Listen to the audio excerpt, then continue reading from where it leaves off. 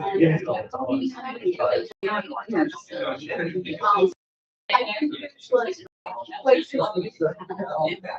Yeah.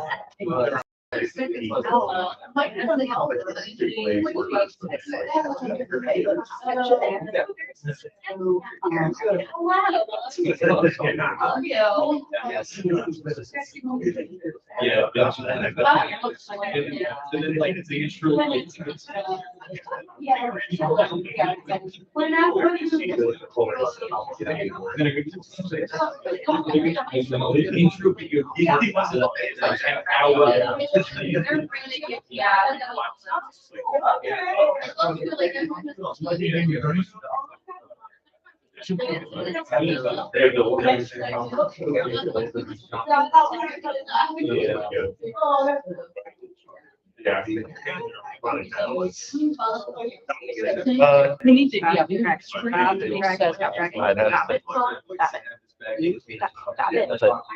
it to do. It does a thing I watched it where it snap will over. decide to like track movement.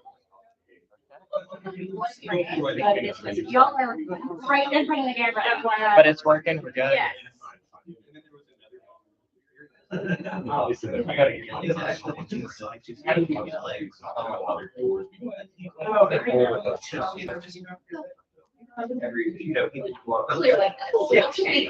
I've gotten the impression that I'm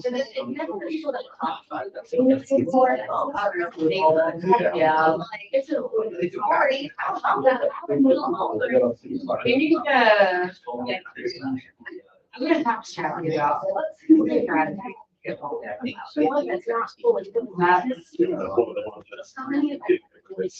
Not that I like on the weekdays and like today. Well, today was. And that. Well, it's kind of designed to minimize the impact on the workers. I mean, it's Saturday today to frame and it's kind of. Well, so, no. I think we have a. Excellent. Yeah. The way that I would do it,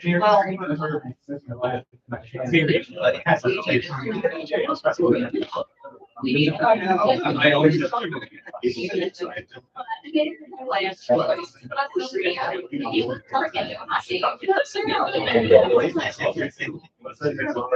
That's not great. Yeah,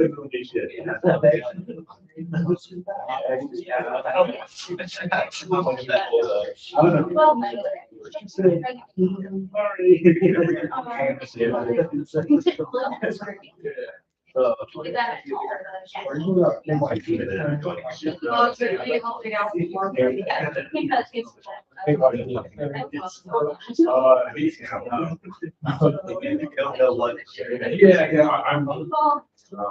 Yeah, I would just ask why.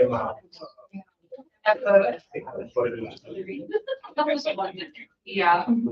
like, oh, I didn't recall you this thing.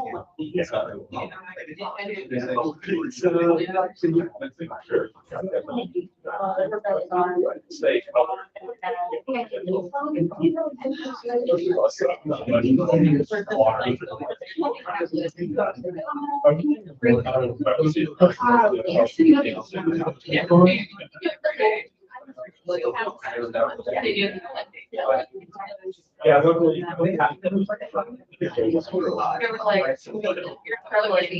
Yeah, I believe there.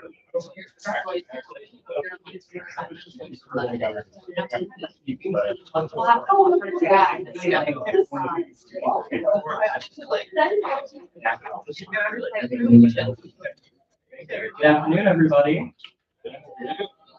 Welcome to our pre-Juneteenth educational event brought to you by the Bluegrass chapter of the DSA.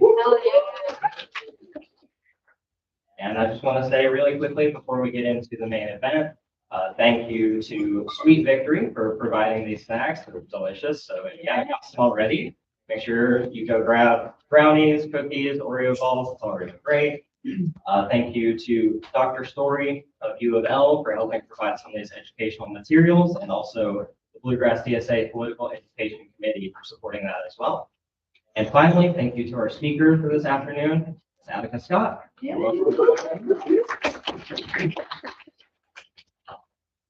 Thank you, thank you, thank you. You go get some there? I'm gonna move. Well,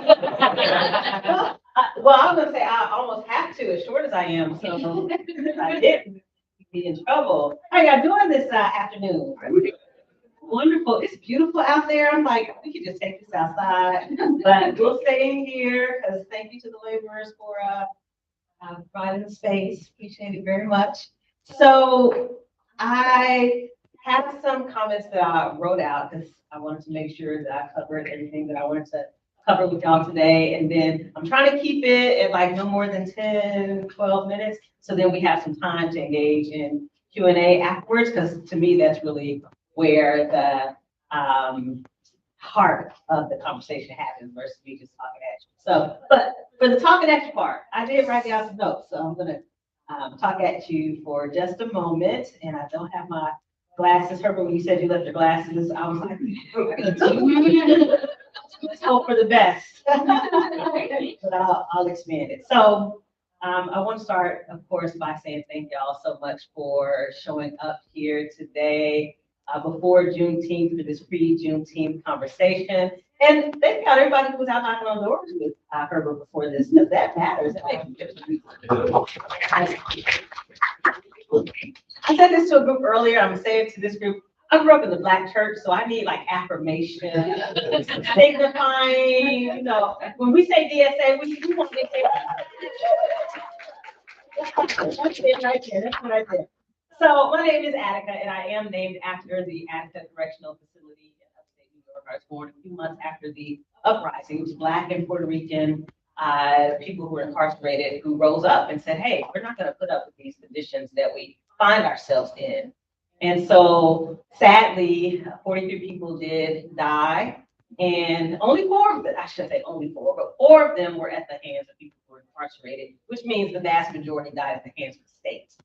And the governor at the time, Nelson Rockefeller, called in the state troopers onto those folks who were incarcerated, and they were murdered.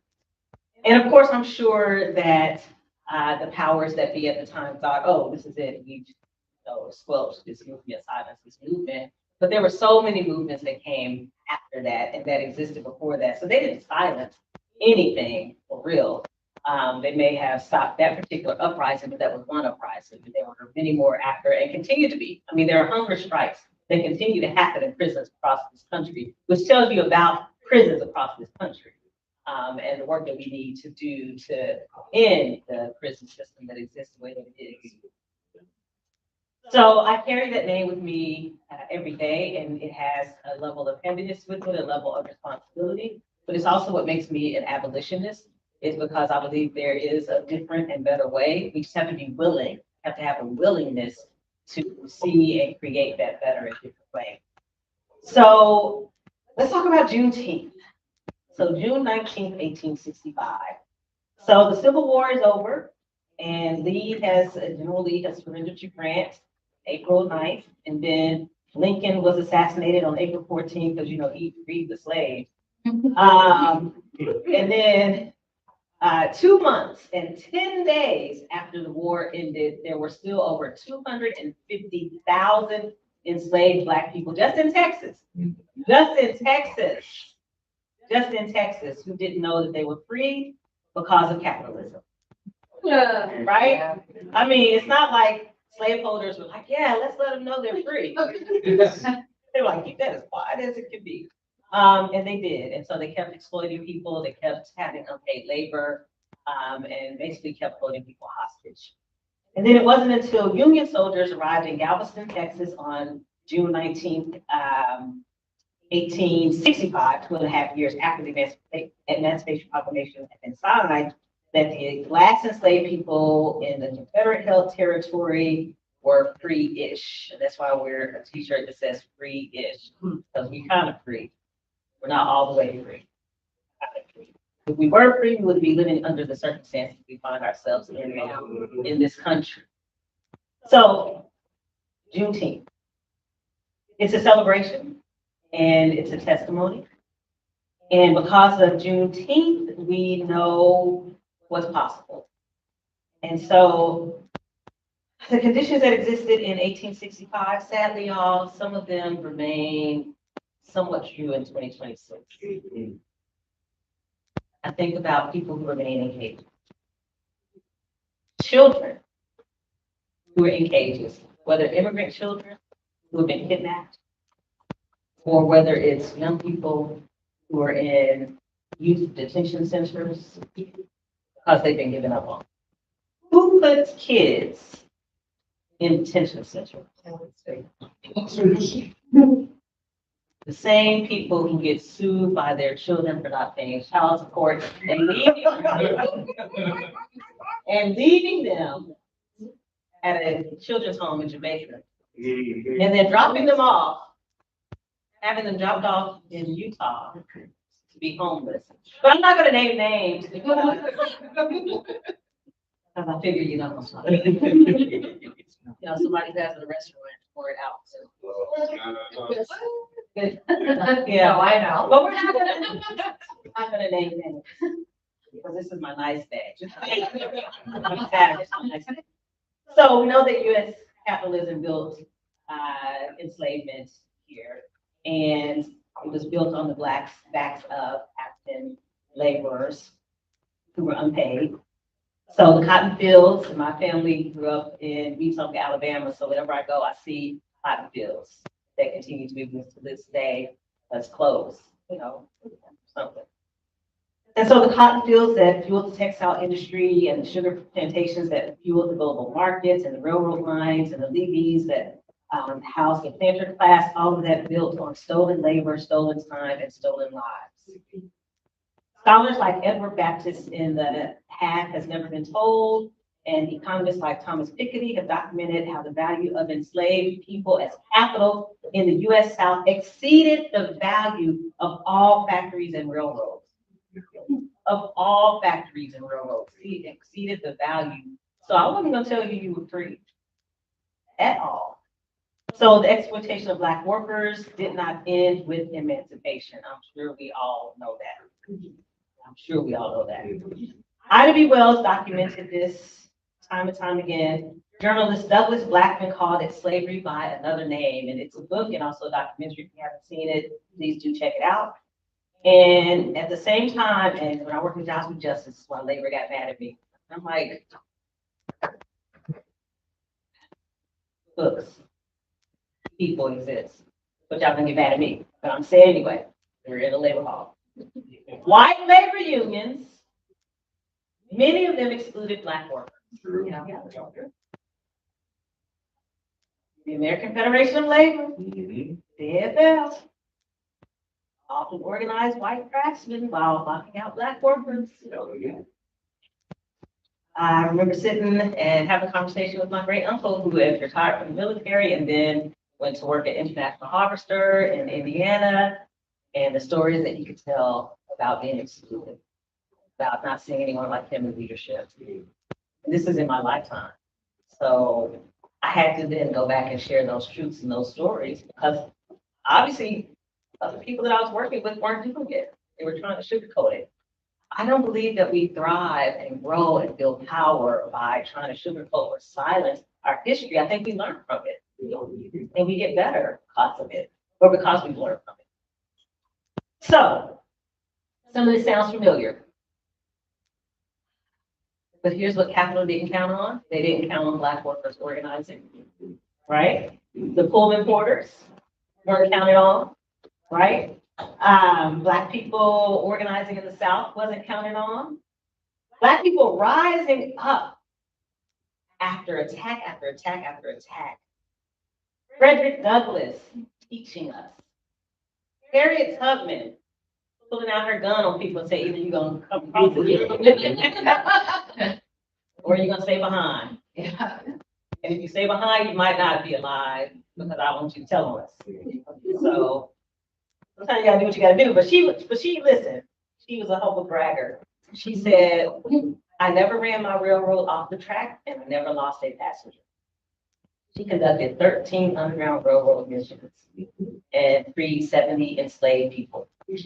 Yes. So after Reconstruction, Black men served in Congress. Black families started to thrive. And then what happened is what we see now. White people got mad. Mhm. Yeah. You know how some white people got mad? Y'all know because y'all don't look like them. Y'all know how white people got mad after President Obama? And then we got the nut that we have now. This is a nice day. Oh my gosh, it's a nice day. How we have the person we have now. Same thing happened back then. That white rage and having everything, but still enraged. I'm like, President Obama was the president, but I promise you the majority of people in the House and Senate were white. But okay, cool, you got that one. So then what came? The Red Summer, KKK. Louisville, if y'all haven't seen my video, out here trying to bring back a clock that has D.W. Griffith on it. He was the person who produced Birth of a Nation and resurrected KKK. And then I'm being told, but we should have monuments to history. I mean, I could read that in a book. I don't need you to have a clock to remind me every single time I look at it, like it's some cute little thing. But anyway, we had the 1919 Corbin race riot. Hopefully y'all heard about the Corbin race riot. We need to talk about that more in Kentucky because we talked about the 1921 race massacre in Tulsa as if 2 years before there wasn't the expulsion of Black people in Kentucky. But maybe we're going to talk about it because it wasn't a massacre. But she literally ran out 10,000 Black people from Corbin, Kentucky, and made them go to Tennessee, them and their families. And they were workers. But still Black people organized. The Civil Rights Movement, the Poor People's Campaign, the Black Panther Party. Amen. My mother moved to California to join the Black Panther Party when she was pregnant with my brother. Because she was like, I got to go from Louisville, from Kentucky, because this is not working out. And so she went to California. She didn't end up joining the Panthers because they also were like so many men. So many men. So many. Oh, there's one woman. There's the other. The other in the back. She's supervising. She's supervising. But yes, the Panthers had their issues with women in leadership. So my mother was like, you know what, I'm gonna stay in Los Angeles for a little bit, but I won't be joining the Panthers. I'll stay in solidarity and whatnot. And she did. Then we had the National Welfare Rights Organization that was led mostly by Black women living in poverty, addressing economic justice issues. Today, we have the Movement for Black Lives, which is putting out policy platforms that I believe can be transformative if they are truly paid attention to and used at every level, local, state, and federal. Because even if we make some changes at the federal level, we still have local and state politics to deal with and vice versa. And so we have all these campaigns. Black folks are now in every labor union, some in leadership, some not. I think we only have like 2 unions in Louisville that have a Black person in leadership. But one day we'll have more diversity and representation in leadership. I know we will. That's why I got in trouble when I was at Jobs for Justice. I stayed in trouble. But I want to bring y'all some good news that I know you heard about. I'm so excited about DSA's wins in Louisville.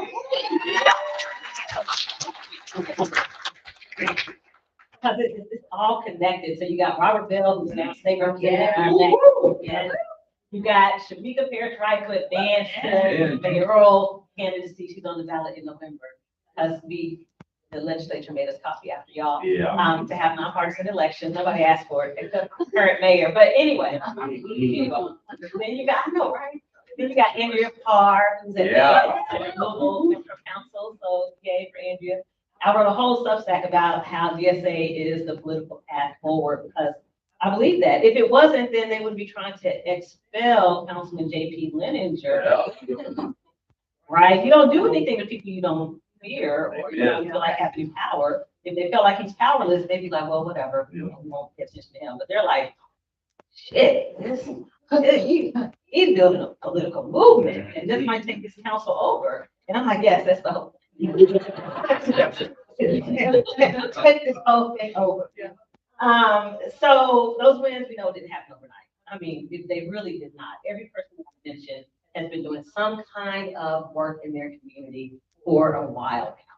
And then when they decided to run, and when they were encouraged to run, people were already familiar with them.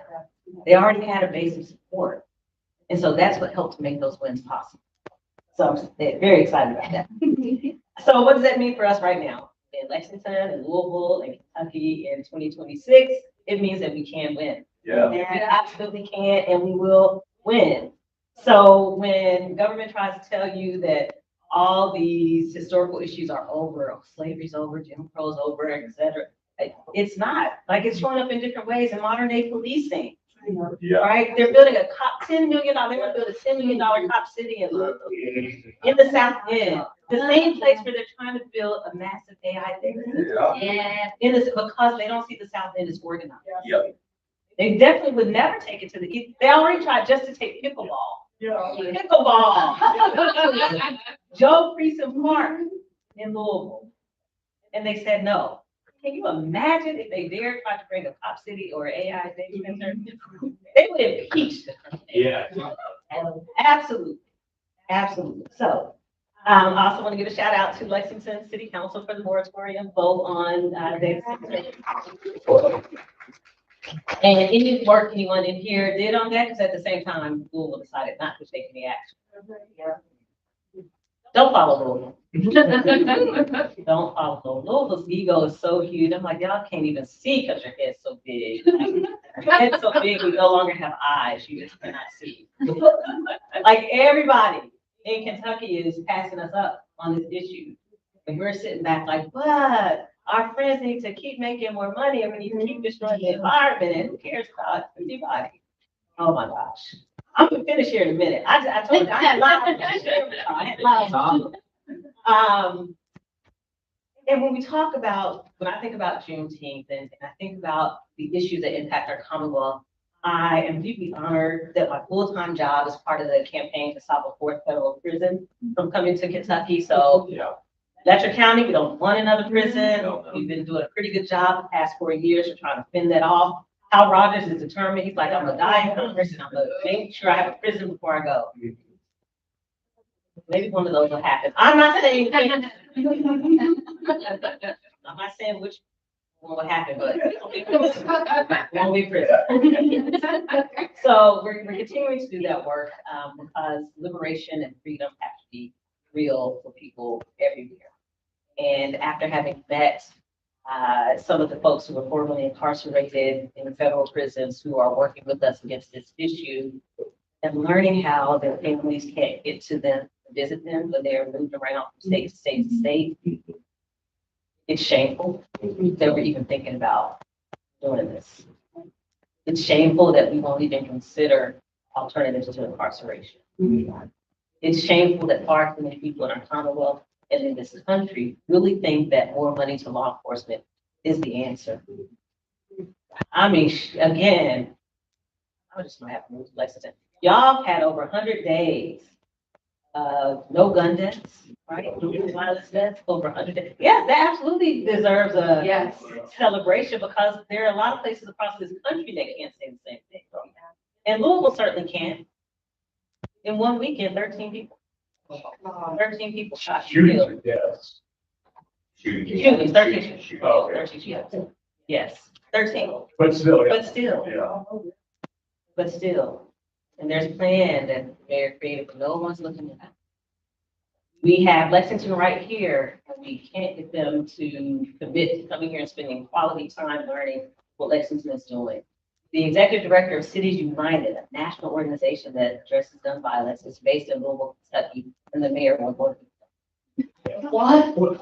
That's Greenberg. I'm so glad you said his name because I wasn't going to do it. Baltimore. That's the only name I would mention. But anyway, okay. So I say all that to say that I appreciate the work that's happening in our Commonwealth because I said this earlier to a group, I'm one of those people that's like my mother's mother. I will criticize the Commonwealth in public, like she could criticize us as kids privately. But then she would let anybody else do it, right? Like you don't get to do that. I will criticize Kentucky each and every day of the week. I was born and for the most part raised here. But I don't let people from other places talk about it. I'm like, what are you talking about? Because first of all, most of them have never been here.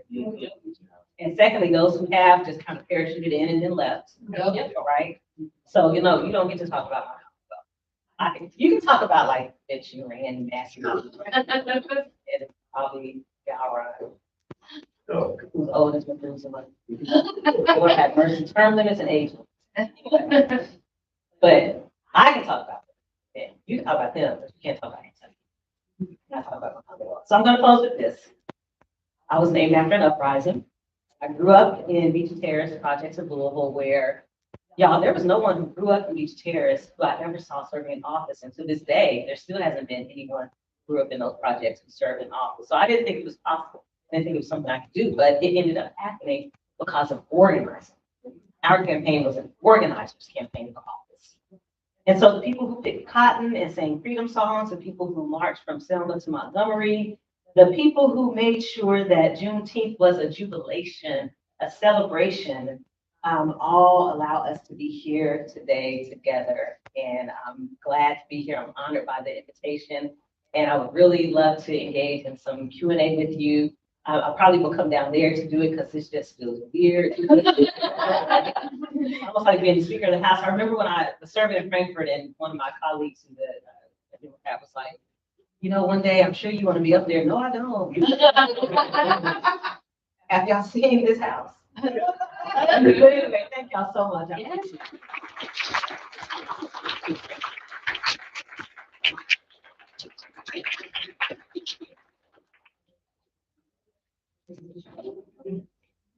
All right, so we're gonna do some questions.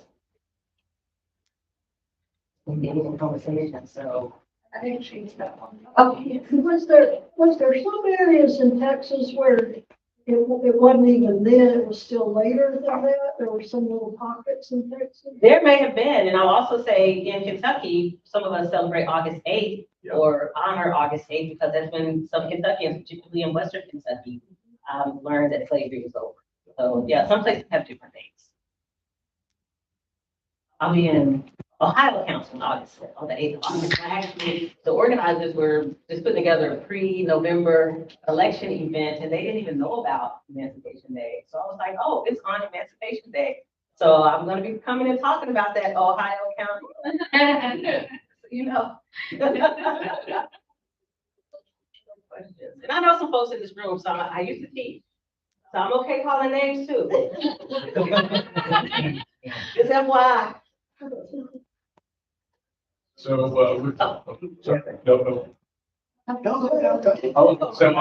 with some of the successes that I guess Lexington has comparatively with Louisville, what are some other things that you'd like to see for Lexington? It's like, yeah, like Lexington right now can be the model in some areas, but where are some areas where we're lacking? Good question. Well, y'all probably could answer that better than I could. Why? The what's it? Plot cameras? Yeah. Oh, but we put money in the budget for more drones. Oh, yeah. So we're gonna do what's in y'all somehow.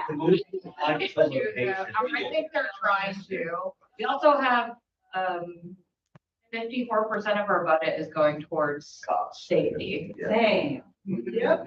Okay. But yes, block cameras, and I know Northern Kentucky has been doing some really good work around opposing block cameras, particularly Henry County, so Yeah. hopefully that will continue. We've made some good progress. I mean, the community defense committee is partially focused on that. And we can't say a whole lot, but city council has shown readiness to get those things the hell out of there. Yes, So- okay, you should be good. That was pretty good city council. Good. Yeah, it will get better. Could be better.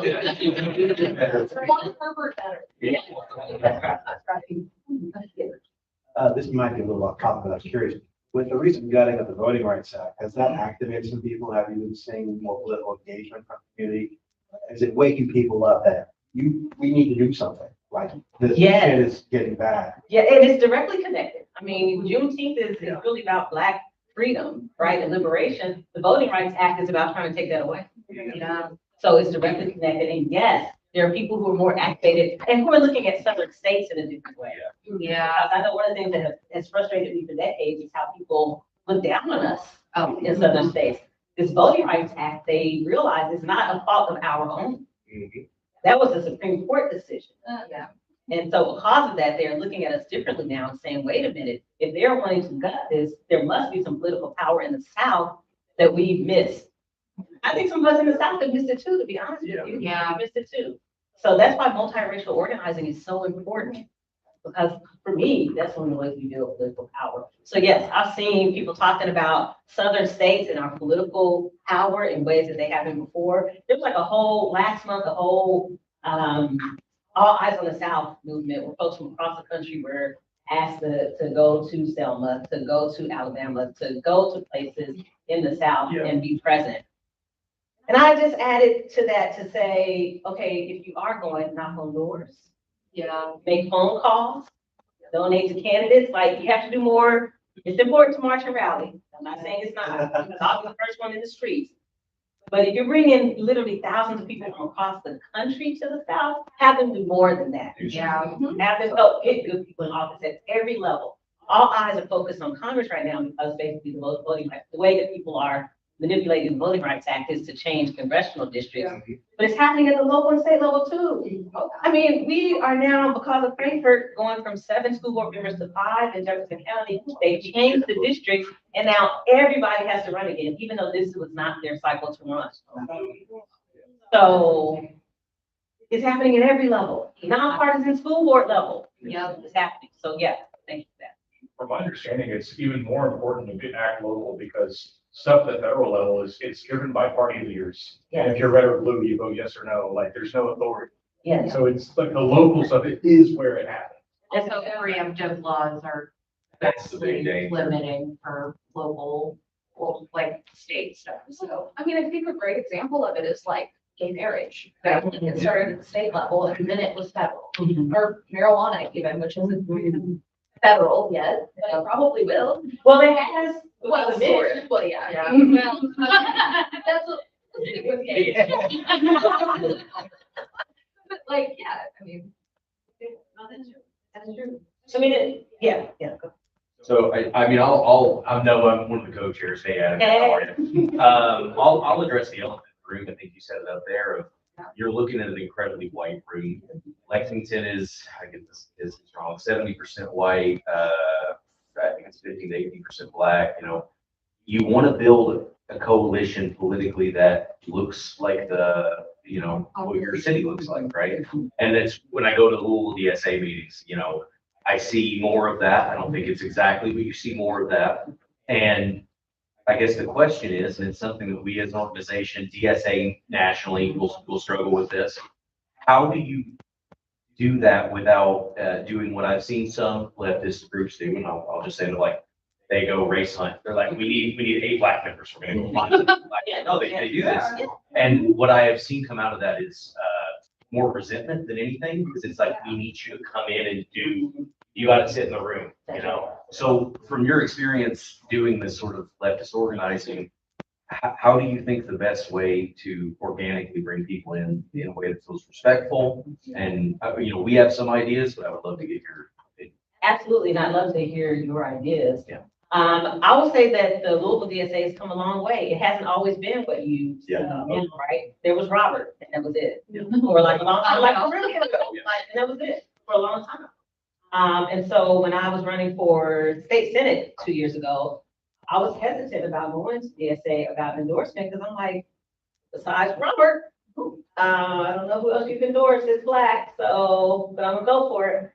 And then I was endorsed. I was like, okay, all right, this is amazing. So I'm gonna start talking to people that I'm trying to represent in this predominantly black district about DSA. I was talking to them about DSA before because I didn't want to set people up for failure and be like, yeah, DSA, just go. There won't be anybody like you there, but go anyway, right? I just wasn't there. Absolutely. But then I was able to say, listen, they have endorsed somebody who is like, your party, your Democratic Party might be here, and I'm way over here. I'm just part of the party because I have to be if I want to get office in Kentucky. I'm not naive. I mean, let's have me. And so not only that making a difference, but also seeing DSA out in the streets during the Breonna Taylor movement in 2020 made a difference for people too. People who had never heard of DSA before saw DSA out at Jefferson Square Park and in Justice Square Park. That made a difference too, because you have to show up where the people are. They can't only show up to you. Yes. And if it's a movement that's happening that maybe you might feel uncomfortable, you might be like, there's gonna be a few of us white folks. Hell, it's always a few of us black folks. Yeah. Go anyway. Yeah. Exactly, go anyway. And even if in that moment, there's not an immediate transactional, relational thing that happens, there's the memory. I remember they were there. Because in that moment, we were docking, and we were checking everybody who was there. We were like, who was there? And years later, we remember who was there and who wasn't. Yep. So I think it's important to show up where people are. I always expect them to show up for you. Support people who may not look like you. Support the black folks who are running for office. Yep. Not just anybody, of course. I'm not saying that because I don't want to but support people who are running for office so that they see it's not just about lifting up the white members of DSA. It's who can we bring in? I think those are key ways to get people involved. And of course, I'm always a fan of knocking on doors and making phone calls and inviting people out to things because, the flyer, they may not know, Lexington folks may not know who Attica Scott is. They may not know there's a black person, so that might not be enough, right? So making phone calls, knocking on doors to say, hey, we're doing this event, we'd love for you to come out is another good way to engage with folks. But I'd love to hear what y'all are thinking about this. I guess, so this isn't like ideas necessarily of what we have going on, but kind of continuation of that question. I guess part of what we've thought about, reaching wider audiences, not just kind of who we currently have, is collaborating with other organizations.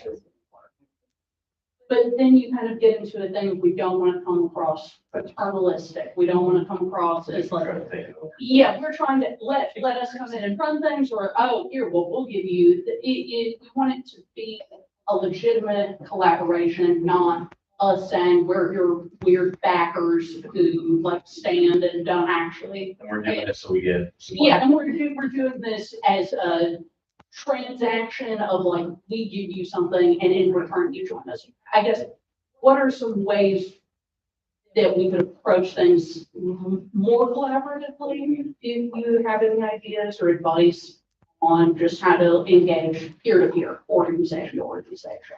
Absolutely. So you're making me think about where I work full time. It's based in North Carolina, but work across the South. I'm the Kentucky staff person. Last year they put on an event in North Carolina, and I was just I am not an event planner, but if it's something related to policy and economic justice, racial justice, social justice, I'm like, yes, I want to help plan it. But I didn't. I sat in on the planning meetings and I just stayed quiet and went to the event. And the event was what it was. This year, I was like, so I'm going to be part of helping to plan this event because there's experience that I have to bring. So I also don't want to withhold my experience and my knowledge because that's not helpful either. It's just a name on a flyer. That's all you're going to do. So I encourage you, first time, show up to listen. Show up to listen and to learn. You might be sitting there like, oh no, oh please don't do this. Not right now. Just show up, you listen. And then next time, when either you're invited back or you reach out to say, hey, we'd love to partner with this on this with you, then once you're known, once people see that you're willing to listen and not take over, then you can engage in the, okay, that's a great idea. And what about this? Right. But the first time I would say, sit and listen. I will tell you, I don't think that enough of our Black-led organizations get that from white people. Just show up and listen sometimes. We know how to do some things. We've been doing some things for a while. We know how to do some things. And you can learn from us sometimes too, just as we can learn from you. And just to give you a little bit of background of like kind of what we've been doing is we always try to go to any sort of like festivals, events that are out. We try to table. We went to the Day of the Dead Festival, which is where I asked Herbert to run for office. We go to Black Pride, and we're trying to build more of those relationships where it doesn't, I think what Paige said is perfect, where you're trying to show up as a support mechanism and not as a funnel to like, come over here, right? And this is, I think, one area that we differ from Louisville DSA is we actually have a mutual aid committee.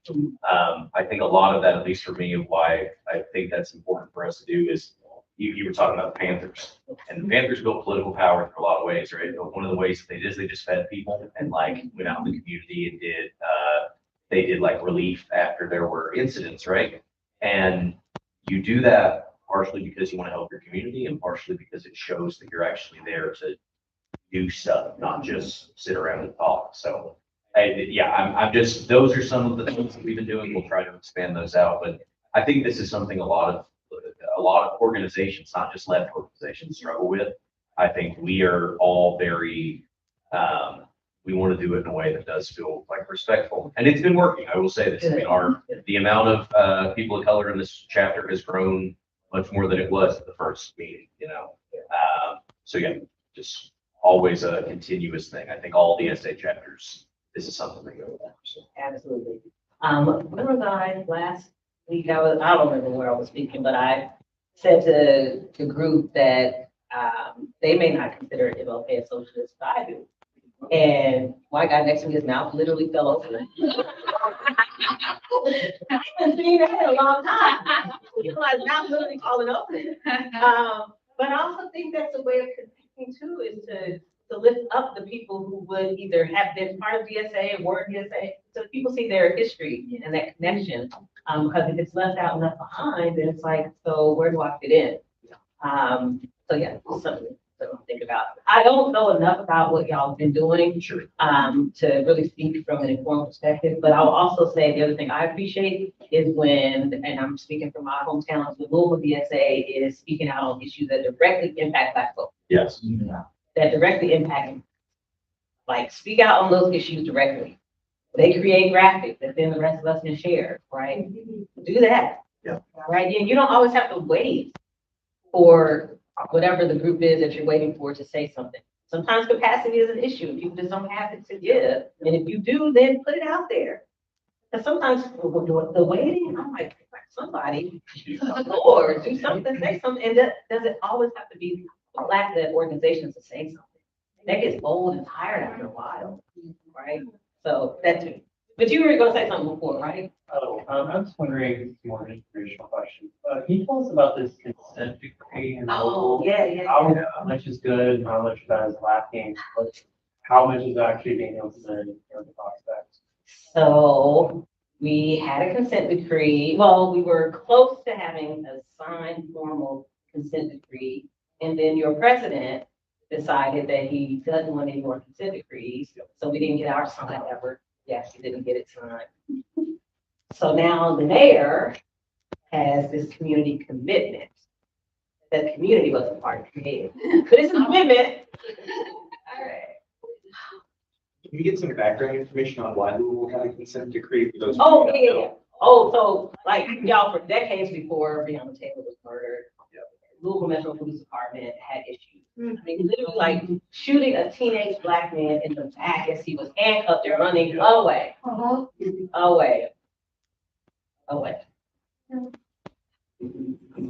Then there was a refugee who was killed in Old Louisville by a police officer. He was, first of all, he had difficulty hearing, and English was not his first language.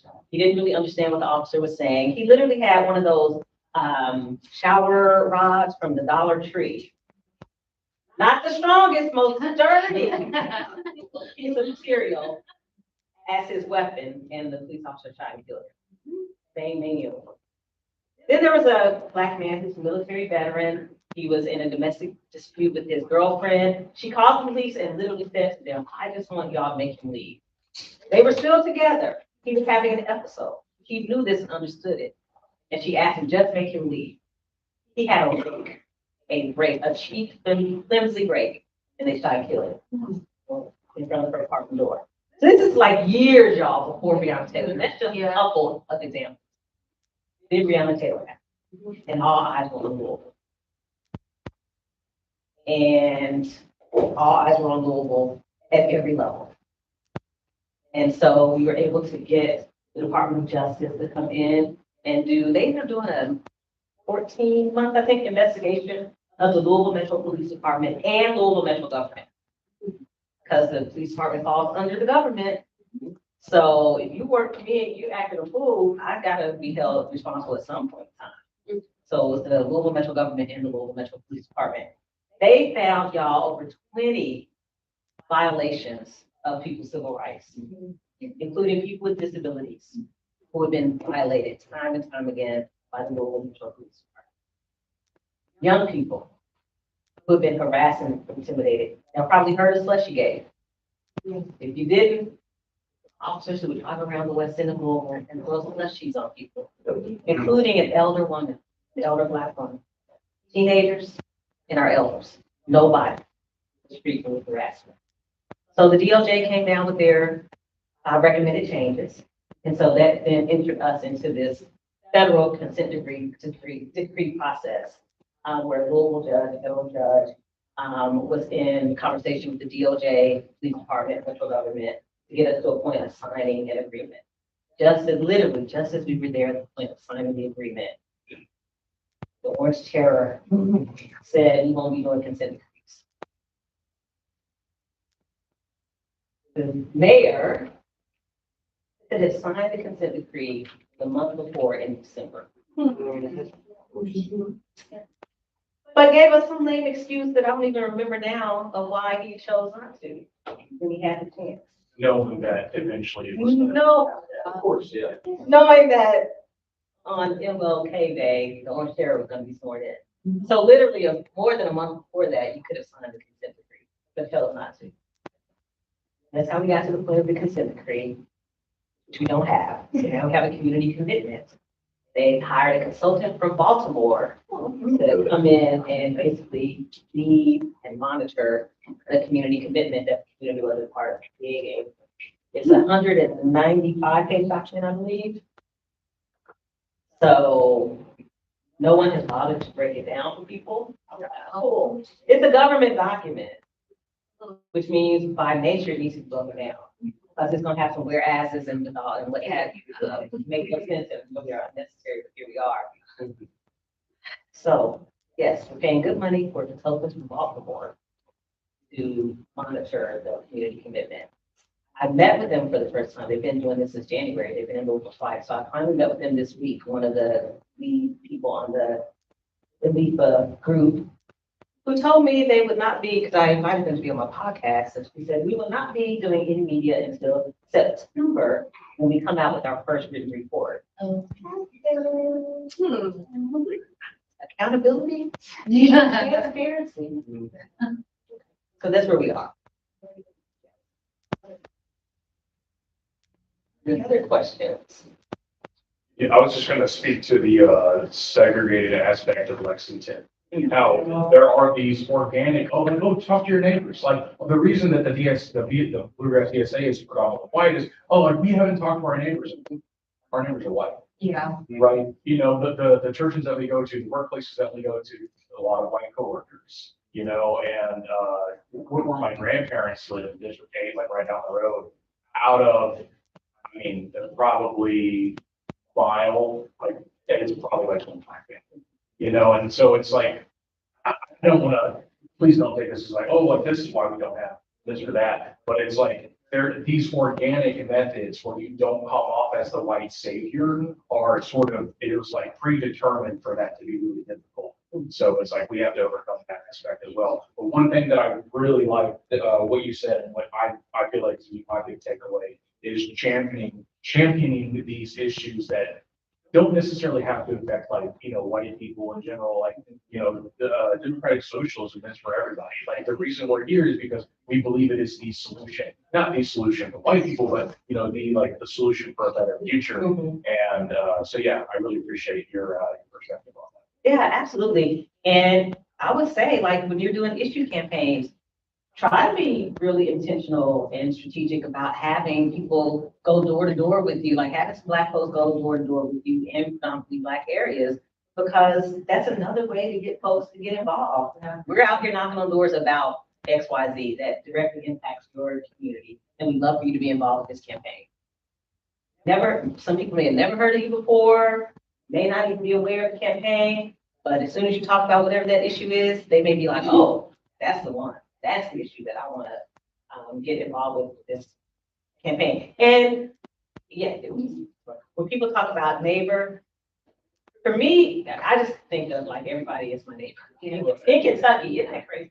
But I do. I'm like, when I went to Whitesburg this weekend for tea time on the Cumberland, those are my neighbors. Yeah. Those are my neighbors. So I think that's how we have to move. Like, even if it's not necessarily who I can walk out my door and go knock on doors and talk to, it's who is breathing the same air with me, right? So, anyway. I just wanted to speak on, what you said about people might not know who we are, but they know an issue that they care about. When we were tabling at Pride, which was probably the most affluent interactions we've had with people, people would look me in the eyes and say, I do not know who Bernie Sanders is, but I hate flock cameras. Yep. Yeah. A data center. Yeah. It's crazy. And so, I mean, just to say, like, there really are people out there who really care about specific issues and understand them locally, who just have not tied that to a broader movement. And so we could be doing more of that. And I mean, bloggers are victims right now. Yep. I think does encompass a lot of this. If you look at the map of flock cameras, they made the map non-accessible and Louisville. You can't see where the cameras are. See, here we have it. And you Let me overlay. talk about Louisville like that. Yeah. If you look at a map, and this is what we've been taking the council members, so it's really, we have a council, I'll say this, that wants to be very progressive until you push them on stuff, then they get scared. And the thing that we've been showing people, I've been showing people, is there's a map of black families, black and brown families in Lexington, and there's a map of the flock cameras. They're the same map. District 1 and District 2 are heavily surveilled, while District like 6, there's no flock cameras, right? And the thing that last time I'll speak, I think Herbert can speak to this as well. We started our canvassing for his campaign in District 1. District 1 is a quite poor area. It's a very black and brown area. That was due to a lot of redlining policies by the banks here in the late 60s. And I think a lot of us, when we started knocking doors, this speaks to Hudson's point, this is a lot of the first time that anybody in here knocked doors or a new chapter. Right?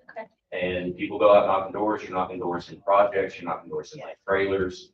And the amount of people who, when we said, you know, hi, I'm knocking for Herbert Landy's Democratic Socialist, the amount of times I personally, from black families, were like, oh, like the Panthers, or like, you know, they would say socialist, they would say, like Chairman Fred, and I would go, yeah. You know, you would have these conversations. Our message has been more well received in District 1 than I think any other district. I think that's correct. Often. Yeah. And, yeah, I think you have a really good point of like, your neighbors are everyone. And I think maybe it's time for us as a chapter to start doing some deeper canvassing, not just for the campaign. I know it's hard, right? Because we have a campaign till November, but maybe that's a goal we need to look into, of really knocking doors for these issue campaigns and being specific about where we're going. Yeah. I was already gonna say, I'm the electoral chair, Yes. so, and the campaign manager for Herbert, so that's one method I was gonna mention, just knocking doors in neighborhoods to both education campaigns and issue campaigns to let people know, like, this is what's going on, because some people just have no idea, and I get it, because like the world is already so stressful, just knowing what's going on, like federally with terrible people. And then like much less locally, it's really hard to keep track of sometimes. And so I think people just let it go because that just added things to their plate. And so that is something I want to connect with everyone on. And I think that's part of the method of making those organic relationships with people, regardless of which district. And if I didn't respond to, I was just gonna say, pace yourself, right? Yeah. You gotta get Herbert in office. Oh, I know. I know. So from now to November, that's priority, right? Yes. But it's like, there will be issues after November, a lot of issues. The legislative session will start in January. My goodness, the number of times I posted about a bill and people were like, what? Yeah. They're trying to do what? Yeah. Kentucky State University, they really want to shut it down. They want to do that when I was a state rep. And they're slowly trying to do it. But the number of people who are K-State graduates who had no idea until they saw my Cities in 60 video about it, were like, they're trying to do what? Do my alma mater, right? So there's many of issues that are going to exist after November 3rd. Oh, That you'll have, right? You'll have the opportunity to engage with people around. oh, I ain't doing anything right now except for. She's gonna kill That's me. it. Through November 3rd, this is it. Every time somebody's like, do you think Shamika will know? She will not. Yeah. But until November 3rd, Yeah. you're alone, Yeah. right? That's correct. But I'm sorry. Oh, no, I think just for my own brain and for other people in here that maybe function similar to me, but I think what I'm hearing out of all of this is that whatever it is we do, it has to be done with compassion and a genuine interest in improving the lives of the people we're around. And yeah, we're part of DSA. That's like the footnote. So, yeah, because I think a lot of us, I feel very strongly that DSA is awesome, right? Yeah. But like, I feel like if we approach it that way, No, It's you're, gonna put you're people trying off, to get right? something Like, out of them instead of of just having. helping or listening or whatever it is. Which plays into the trope of like, hey, minorities, I need you real quick for a second. Yeah. That's what you, okay, thanks, Bob. I'm Well, paying that's what my these rules support are doing. and you owe me literally nothing. That's just what you deserve. And if you want to join, that's great. And that's where you leave it. That's right. So then I also think, and this is more for a chapter than anything else, when we're having these conversations, the conversation needs to be, how do we help more people of a more diverse nature? Yeah. How do we reach them in the sense of like informing them about what's going on in their community and not how do we get them to join? Yeah. That's right. And what are the stories they have to share, right? Yeah. I mean, that's the other part of the job. Yes. How huge is the storytelling and story sharing? I think that makes a difference too. Because you learn so much about these other people's stories, and then some of those stories you get to share publicly if people are comfortable with it. It's just like engagement and education all around. Yeah. This is a good place to be starting when you're a new chapter and you haven't gotten so far that once you do decide to be intentional about engaging folks, they're like, you've already built the whole chain and the ship. Yeah. Then you were like, oh, we've already done everything, and now you come on board, right? Yeah. This is we're still building it, but you involve now. Question. How do you like activate people who've already sort of like signed up, or like giving you like phone numbers or whatever, but then like don't ever show up for anything? How do you like reach people like that and like get like people work? That is a good question. Phone calls. Yeah. Man, y'all, again, my job. So we're organizing this event I told y'all about. The operations director was asked 3 times on this planning call this week, have you called the venue? Because she was like, I can't get the venue to get back with me for us to confirm for an event next month. Have you called the venue? I contacted them through their contact form on the website. Have you called the venue? I looked today before our meeting because I knew you'd ask about this, and they haven't emailed, but I'm going to email. But have you called the venue? Telling at this point. There's. Looking at the phone and calling people is so underrated. Yeah. I think that's a big way to get people out, because it's so personal. Yeah. Like, I know half the people won't answer their phone, we know that, right? But then you have the people who will, and especially I found in research has shown, I used to work at a research institute that will study public health, that older people do still answer their phones for the most part because of that isolationism. Yeah. They're like, oh, I get to talk to a human being, and then they'll talk to them all the time. So be ready for it. Be ready for it. But yeah, I just wanted to say, I think phone calls are a big way. Because I feel like it's underrated. And I'm not saying text messages. Because if I get another text message, your governor asked me to or something to do something, and I've already hit spam, delete, remove. Yeah. Still get them. That's not the same. That's not the same as picking up the phone and calling. And leave it in voicemail. Yeah. I will call you back if you're busy. Yes. I'm interested in talking to. Leave a voicemail. I know my daughter and my son don't answer. They don't even know probably how to access their voicemail. But there are whole generations that do still listen to voicemail. So please don't forget us. I was gonna build on that. Everything I look, this is so funny. I am no longer personally a religious person. But it used to be, I used to lead middle schoolers and high schoolers, and you show up in the same way that you would show up when you're trying to diversify. You're not like, once they're in, now you have that buy-in, so you can ask them for stuff, but you do still have to maintain a relationship with them. Otherwise, they're not gonna show up. So we do need to, that's with all of our membership. That's something we need to build on and work on, is actually calling people and saying, we really need you. Yeah. Like, this needs, like, we want you here and we need you to help. So you made me think of something I wanted to add to your question, which is, so when I was running for, when I was running for state rep the first time, y'all was a 30+ year incumbent who was in the seat. We didn't think we were gonna win, but we were running. I had the old church ladies, the aunties at my church calling people. And, you know, of course, you can see people's demographics, age, where they live. So I knew to get those Black church mamas to call the other Black folk in this area, and they will pay attention to them. So it may not be y'all in this room making a call. Right? It might be someone else whose voice or name they know or recognize or respect or value, who you're like, can you make these 10 calls? Like, for the next 10 days, can you make 10 calls a day to this list right here? And they probably respond to be better than they will be. It's okay to say that, y'all. This is not about ego.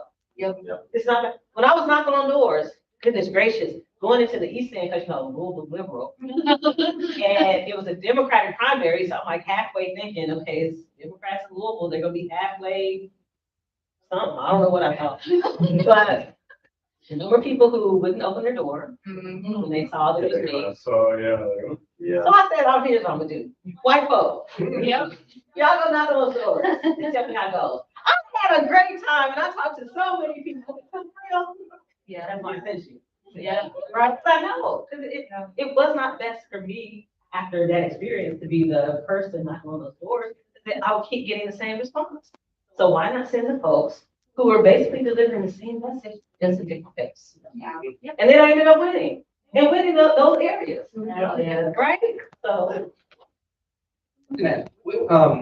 So what organizations would you say are leading the charge at the local level when it comes to things like prison abolition, when it comes to, erasing the legacy of redlining? What organizations would you say are leading the charge on that? So in Louisville, there's this group called Until Justice, and they do a lot of research and produce a lot of data around justice issues, housing, environmental, economic, etc. So they are, at least at the local level, Louisville, leading the effort around redlining, educating people about what it is, because not everybody knows, right? But then also saying this is how we can be different in 2026. So I really like them and the work that they're doing. They really grew out of the 2020 Justice for Taylor movement. They were like, how do we take our academic backgrounds and put it to use for movement work? But then at the local level, who else locally is doing work around redlining? Not a whole lot of people. I can't really. There was another group, but they're down with funds, so I can't really do a lot much around redlining. And then the other issue was Prison abolition. Prison abolition, or at least reform, or prison reform. So at the local levels or at the state level, the people who are part of the No New Lesser Prison campaign, who are very active, I would say, of course, Build Community Not Prisons, the Concerned Letcher Countyans, Concerned Letcher Countyans, they're doing the thing. Billboards up everywhere. Yes. Letcher It's County awesome to see. closing the prison, right? Yeah. I love it. Who else at the local level is involved with the campaign? The Sierra Club is involved with that campaign. I know, right? It's gonna destroy a really fragile. It is. ecosystem. No, I think so. Yeah. It is. But you know, the Sierra Club has come a long way. Amen. Job is something. Yeah. Yeah, they helped with the PSC campaign a lot. Oh, did they? Okay, good. To try to keep, energy costs low. Okay. Yeah. Good. What about the ACLU? The locals? The ACLU in Louisville has been very involved with the No New Jail campaign. They haven't been as involved with the Letcher campaign, in part because they are so immersed in the legislative session that while we're doing that work, they're in the session. So, but they have been very involved with the No New Jail in Louisville. 400. Well, we met with the jail director yesterday, who said now the jail has gone from being about 400 million, that if they were to start building a new one, it'd be closer to 600 million. Because it's deep into the wellness center. You gotta factor in the investment. Does you have like a rehabilitation village at that point, where like what are we doing? Let's not build prison, let's build some food. Let's build some houses for you. We know the town. It's housing people in a cell. That ain't a house. There's so much money. I mean, you know, I'm from Eastern Kentucky originally, I'm from that area. there's so much money that pours into people's pockets Yep. when these massive prisons get built, that you have the populations that are fighting against these disgusting things that we're trying to build. But then you have local politicians, you have local contractors that are very ready to pour 800 million pounds of concrete, right? So it's rough, but we're helping seed a chapter right now, Eastern Kentucky DSA chapter, yeah. And so if there's anything we can ever do, even if it's phone banking or whatever y'all need, let us know. We would love to help out. Thank you for that. As far as who else locally, KFTC is working on the local prison campaign. I'm just looking at the list, and not only the list, because there's the list and then there's the people actually working. Yeah. Right? Yeah. We got a list. Yeah. And we've been talking about the list, but some of those folks we haven't seen in a long time. And then there's people who are actually doing. Nonprofit industrial company. So I say, let me put my name on there and then I'll fundraise on it, even though I'm not doing any work. That's not this conversation. Okay. Other questions? Oh, I'm sorry. I was gonna say, we're basically at. Okay. Sorry, I'm cautious.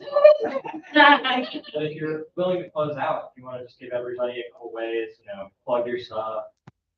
Tell people where to find. Go get your cell phones out. Yeah,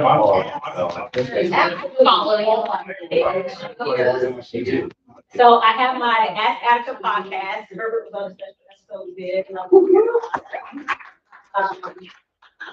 And we go live on Fridays at noon on Facebook and YouTube, say live streams. We travel occasionally. We just weren't able. You weren't on the ballot, right? No. So that's why we didn't travel. We did the Instagram live. But we have the podcast. Like if there's something coming up where y'all are like, we need a larger audience to see this. You're welcome on the podcast. We can either get you to come to Louisville or here or meet halfway. What's the exact half? Midway. Midway.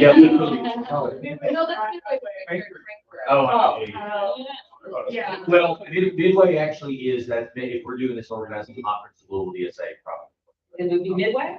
Fair enough. It's the closest big enough city, Frankfurt maybe, but yeah.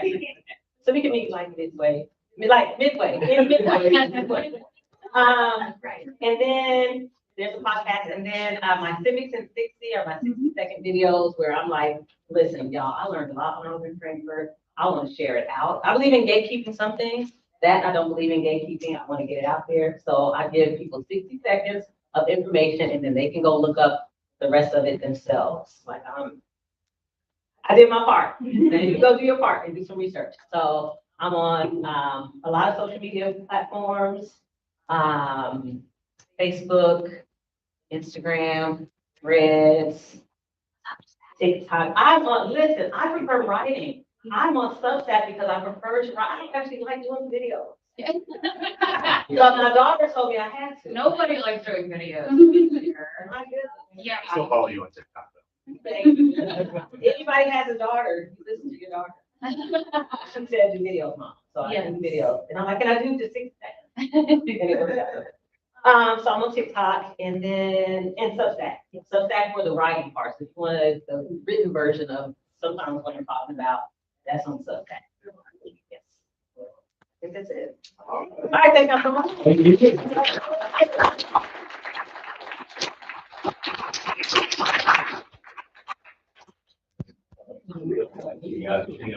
Oh, yeah, what announcements, what comes up? Yeah, oh yeah, we can do that. Yeah, that more or less does it. We do have some flyers for our upcoming Trans Clothing Swap event over on the table, as well as these brochures with all of this awesome educational material we've been put together over the past several weeks. So I'm really excited to get to hand these out. And there's still snacks, so help yourself some snacks. The Oreo balls are so good. I really like us. I'll use my co-chair privilege here for a second. I really like us as a chapter at some point to organize a documentary, maybe related to Juneteenth or Black liberation. I think there's a couple great examples in here. But yeah, so keep me on. So keep me honest on that. But I would, Attica, do you have any like recommendations that you really like? Do y'all have the 13th on there? 13th is it on here? Yeah, it is on here.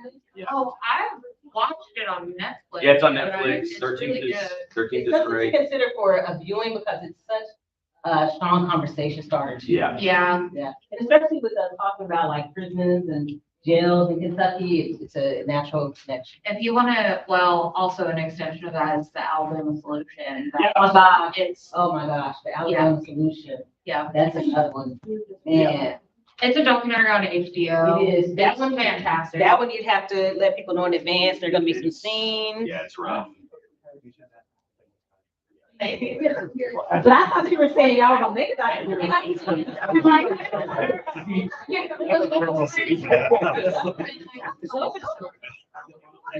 Nice to meet you.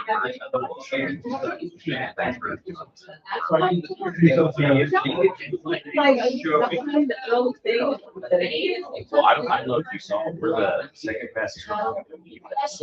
Behind California, it's terrible. About a year. So about half the size of the DSA, no, a little less than half the size of the. The whole membership line that's over there. So you gotta build a strong organization without just turning into the upside down pyramid that falls over. And I think. I'll step away. Of course. Thank you, thanks for having me, I appreciate you. Oh, thank you. Thanks for driving all the way. There's no all the way. Yeah. You know. It was beautiful. Thank you so much for speaking. Oh, I'm Madison. I'm from Attica. Okay, so, Yeah. yeah. Yeah. Thanks for coming out. Sorry, my name's Olivia. I'm actually not a member of the DSA here, because I live in Carolina currently, and so my ears perked up when you said this. I don't know what organization you work with full time. How board does that. And so you got like other legal team members on staff. Yeah.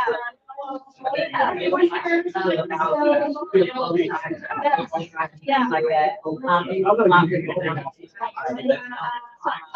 I go to law school in